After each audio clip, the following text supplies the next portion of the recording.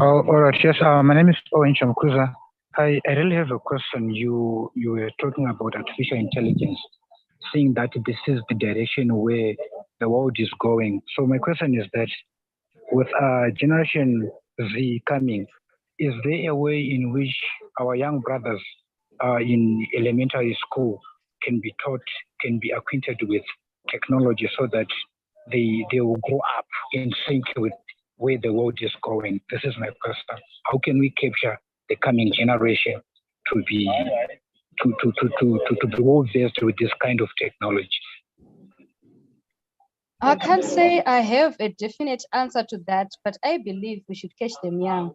We should teach them the pros and cons of these technologies as they come, so that they grow up knowing the pros, knowing the cons, knowing how it can develop them, knowing how it can be useful to them. Because honestly speaking, there is no way we can say they can never be involved with AI.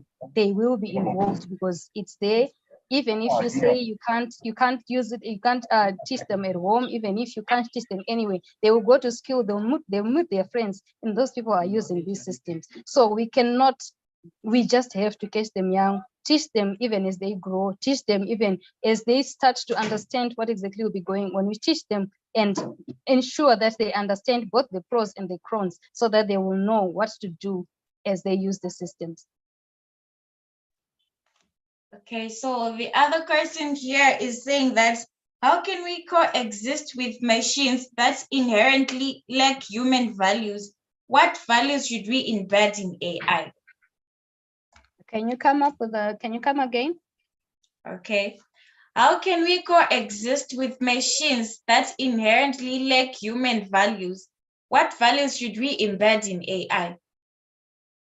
Okay, my thinking is that, like I said, AI, these machines, they work on what they have been given.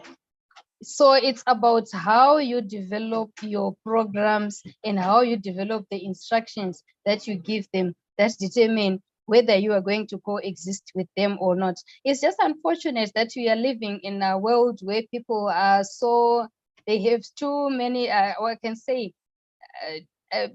say people do these things for different reasons. Some people, they actually do it so that they can gain something out of it, or they can cause harm from it. But it's now up to us to determine how we can develop programs that will make the machines do things, that will ensure that they have a limit to the things that they do, rather than making it difficult for us to stay with them.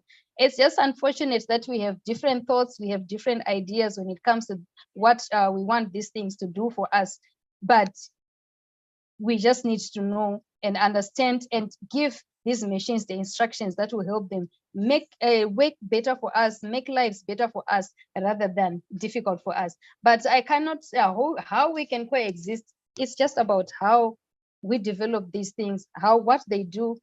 Let's give them instructions so that they can have a limit to the things that they can do, so that you can coexist with them just as we coexist with each other. All right, we have another hand up here. Laura Grace, please, you are free to unmute and ask your question. Laura Grace, please do come through. Yeah. Good afternoon. I hope you can hear me. Yes, we can hear you loud and clear. I just want to say thank you for taking us to the lesson in the module on AI. My question is, how do we set the boundaries and how do we draw the line to make sure that AI does not come and curb how we think as youth, as teenagers, as students, and not manipulate it, mostly when it comes to exams, research, and where do we draw the boundaries of, can AI even go through plagiarism, so that we just know that this was done by AI and this was done by the human mind, to prevent laziness and to just encourage thinking as humans, so that we both develop with the technology in hand. Thank you. Okay, as far as plagiarism is concerned, I hear there are systems that are being developed to check whether something has been taken from these languages or not.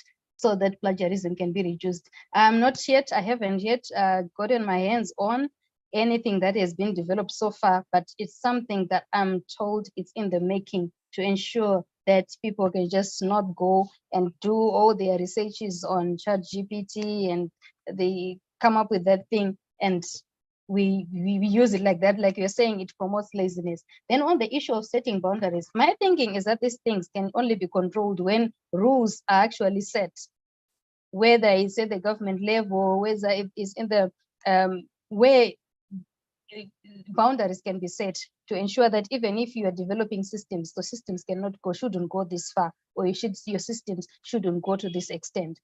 My thinking is that it's only through the law that can actually put a limit or a boundary to the things that can be developed and what they can do and what they cannot do.